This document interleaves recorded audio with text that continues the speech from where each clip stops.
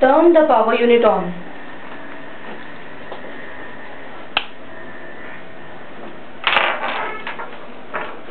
Connect red cable to the jaw and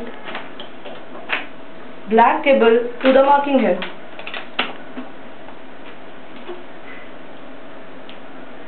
Adjust the voltage as per requirement.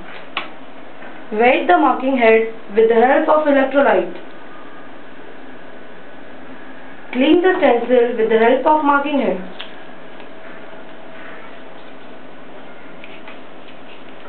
Place the stencil on the job to be marked.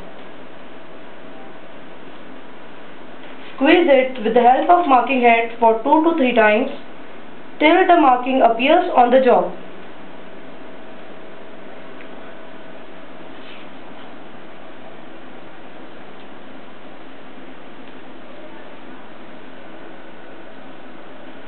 Now you can see the marking.